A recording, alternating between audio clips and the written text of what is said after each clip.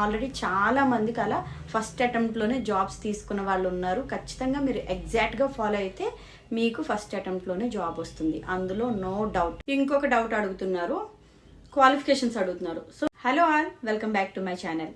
ఇప్పటి వరకు మన ఛానల్లో టీచింగ్కి సంబంధించి అనేక డెమోస్, ఇంటర్వ్యూ క్వశ్చన్స్, ప్రిపరేషన్స్ గురించి చాలా వీడియోస్లో మాట్లాడుకున్నాం. అయితే ఈ వీడియో చాలా ప్రత్యేకమైంది. ఎవరైతే టీచింగ్లో కెరీర్ని స్టార్ట్ చేయాలనుకుంటున్నారో అసలు ఈ స్టార్టింగ్ టు ఎండింగ్ ప్రాసెస్ ఏంటి అనే దాని గురించి చెప్పబోతున్నాను.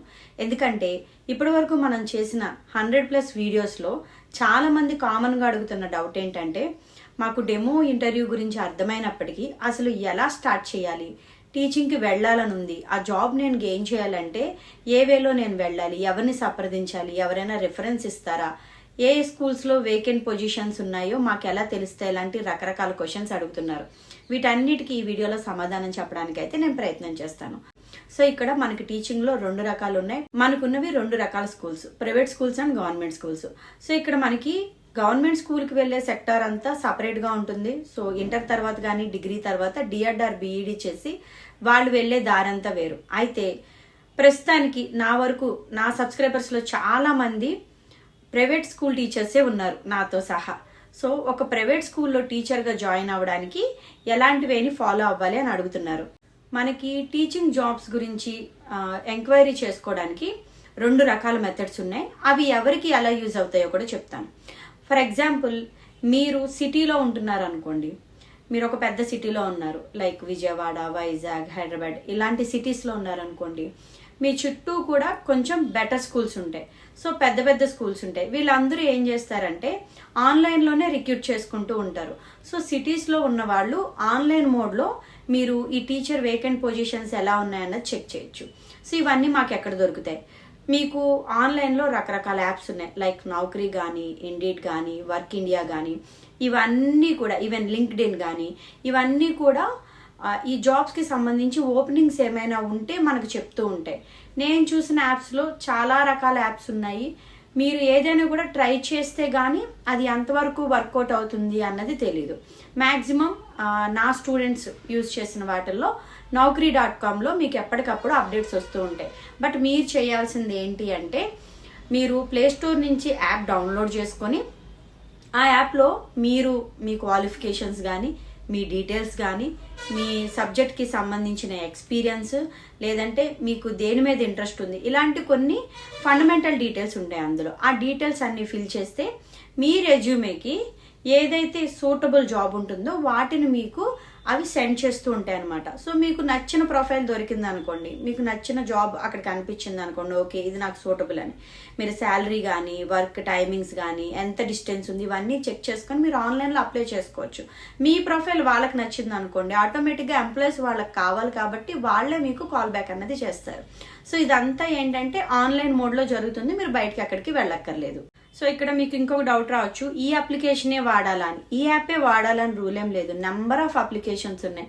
సో మీరు ప్లే స్టోర్లో ఈ యాప్తో పాటు వేరే ఏ యాప్ డౌన్లోడ్ చేసుకున్నప్పటికీ కూడా మీరు మీ డీటెయిల్స్ అన్నవి పర్ఫెక్ట్గా ఇస్తే మీకు సూటబుల్ జాబ్ అన్నది ఆ యాపే రికమెండ్ చేస్తూ ఉంటుంది.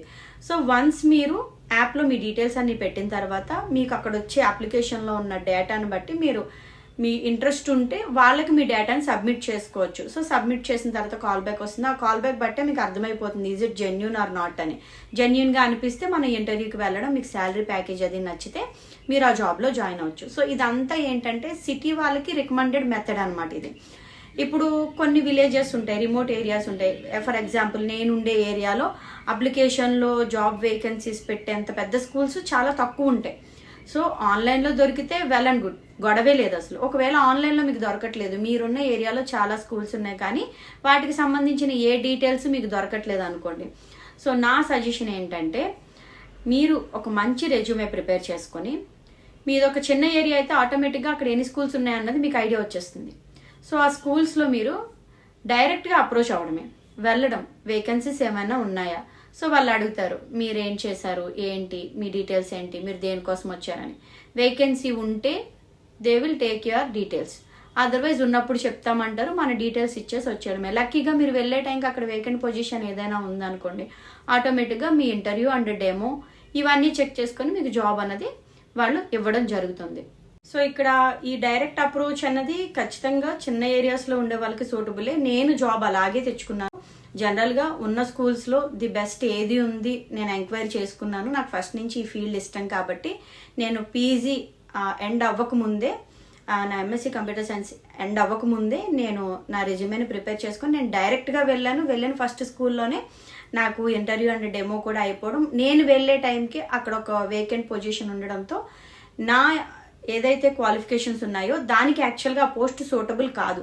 బట్ ఏంటంటే టీచింగ్ మీద ఉన్న ఇంట్రెస్ట్తో బేసిక్ లెవెల్ నుంచే మనం మొదలవ్వాలని చెప్పి ఒక ప్రీ ప్రైమరీ టీచర్గానే నేను నా కెరీర్ని స్టార్ట్ చేశాను. ఇప్పుడు నేను నా కెరీర్లో మంచి పీక్ స్టేజ్లో ఉన్నాను. ఇదంతా ఏంటంటే మనం వర్క్ చేసుకోవడం వల్ల ఆటోమేటిక్గా ప్రమోషన్స్ కానీ, మనం జాబ్ చేంజ్ అవ్వడం కానీ, మన శాలరీ పెరగడం కానీ, ఇవన్నీ కూడా వన్స్ మనం జాయిన్ అయిన తర్వాత మనం చేసే వర్క్ మీద ఆధారపడి ఉంటుంది. సో ఫస్ట్ మనం ఎంటర్ అవ్వాలి అని అంటే ఆఫ్లైన్లో అయితే ఇదే మెథడ్. నేను ఇలానే వెళ్ళాను, డైరెక్ట్గా అప్రోచ్ అయ్యాను. నాకు జాబ్ కావాలి, వాళ్ళకి ఎంప్లాయీ కావాలి. సో ఆటోమేటిక్గా 2 నీడ్స్ ఉన్నప్పుడు ఖచ్చితంగా తీసుకుంటారు. బట్ ఏంటంటే first impression is the best impression అంటారు కదా. మీరు వెళ్ళేటప్పుడే ఇంటర్వ్యూకి పర్ఫెక్ట్గా ప్రిపేర్ అయిపోండి. అక్కడ తీసుకుంటారా తీసుకోరా ఇదన్నీ పక్కన పెడితే వాళ్ళు ఎప్పుడు అడిగితే అప్పుడు మీరు డెమో ఇవ్వడానికి కానీ, ఇంటర్వ్యూ ఇవ్వడానికి కానీ ప్రిపేర్డ్గా ఉండాలి. సో దానికి సంబంధించిన ప్రతి వీడియో ఆల్రెడీ మన ఛానల్లో ప్రీ ప్రైమరీ, ప్రైమరీ, హై స్కూల్కి సంబంధించిన డెమోస్ ఉన్నాయి. మీరు వాటిని చూసి చక్కగా ప్రిపేర్ అవ్వచ్చు, మిర్రర్ ప్రాక్టీస్ చేయొచ్చు. మీ కమ్యూనికేషన్ కొంచెం పెంచుకొని వెళ్తే మీరు ఎక్కడికైతే వెళ్ళారో ఖచ్చితంగా అక్కడ వేకెంట్ లేకపోయినా మీ డెమో చూసి వాళ్ళు ఇంప్రెస్ అయ్యి వేకెంట్ ఉన్నప్పుడు ఫస్ట్ ప్రయారిటీ మీకే ఇస్తారు. ఎందుకంటే ఎవరైనా కూడా సబ్జెక్ట్గా అప్డేటెడ్గా ఉన్న టీచర్ని తీసుకోవాలనుకుంటారు కాబట్టి. సో మనం సూటబుల్ అవుతాం అనిపించుకోవడానికి మనం ప్రిపేర్డ్గా వెళ్ళాలి.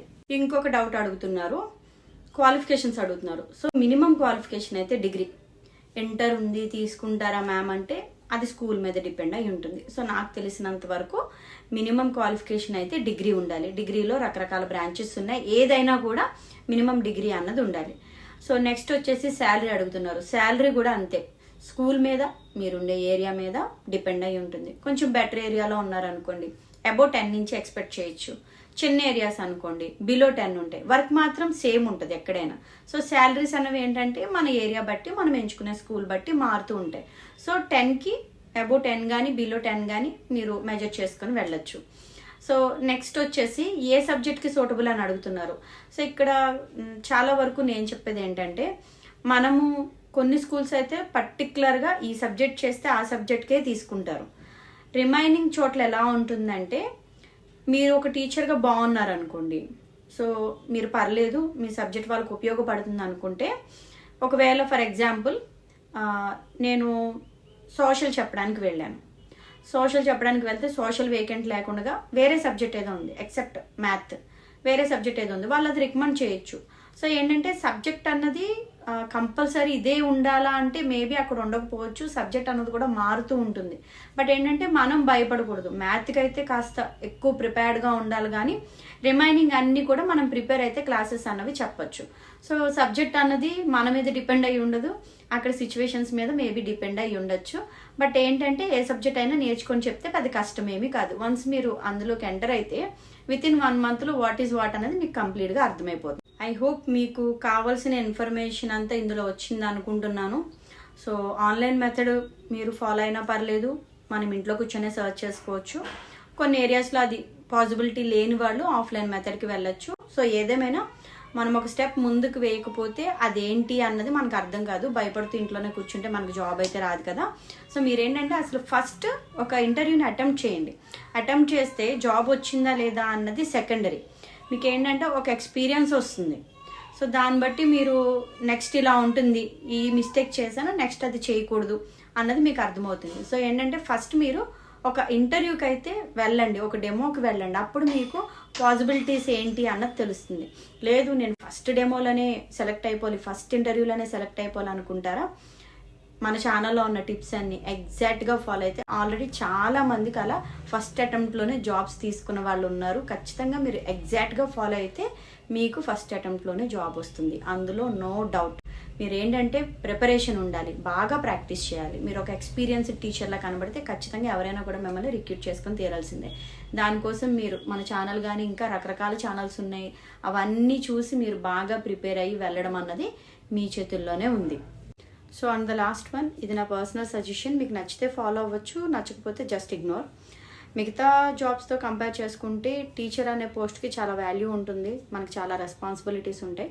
కాబట్టి జాబ్కి వెళ్ళే ముందు కానీ జాబ్లో జాయిన్ అయిన తర్వాత కానీ చక్కగా మీ మాట తీరు, మీ వస్త్రధారణ అన్నీ బాగుండేటట్టు చూసుకోండి.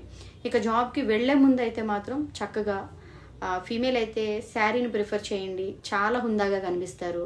మేల్ అయితే టక్ చేసుకొని వెళ్ళండి, ఎందుకంటే ఒక డిగ్నిఫైడ్ పర్సన్లా ఉండాలి, మీరు హుందాగా కనిపించాలి, అప్పుడే బాగుంటుంది టీచర్ జాబ్కి. సో మన వస్త్రధారణ కానీ మన అలంకరణ కానీ అది కొంచెం అటు ఇటుగా ఉంటే అంత బాగుండదు. అండ్ మనల్ని చూసి పిల్లలందరూ కూడా రోజంతా మనల్ని చూస్తారు కాబట్టి మనం ఎంత హుందాగా ప్రవర్తిస్తే వాళ్ళు కూడా మనల్ని లిమిటేట్ చేస్తూ ఉంటారు. సో ఇదేంటంటే జస్ట్ నా పర్సనల్ సజెషన్ అనమాట. ఎందుకంటే ఇప్పుడు చాలా కొత్త నడవడికలు వస్తున్నాయి కాబట్టి మేబీ నచ్చకపోవచ్చు కొంతమందికి, కానీ మనల్ని చూసి పిల్లలు ఇన్స్పైర్ అవుతారు, మనల్ని ఫాలో అవుతారు, మనల్ని ఇమిటేట్ చేస్తారు. అది మాత్రం మీరు దృష్టిలో పెట్టుకొని చక్కగా మీ వస్త్రాలంకరణ మీద కానీ మీ మాట తీరు మీద కానీ మీరు ప్రవర్తించే తీరు మీద కానీ కాస్త శ్రద్ధ పెడితే మీ పిల్లలు కూడా మిమ్మల్ని అనుకరిస్తారు. సో ఫ్యూచర్లో మనం మంచి జనరేషన్ని ఇచ్చినట్టు. ఐ హోప్ ఇవన్నీ మీకు ఉపయోగపడతాయి అనుకుంటున్నాను. ఇంకా మీకు ఏమైనా డౌట్స్ ఉంటే మీరు కామెంట్ సెక్షన్లో అయితే తెలియచేయచ్చు. Thank you for watching.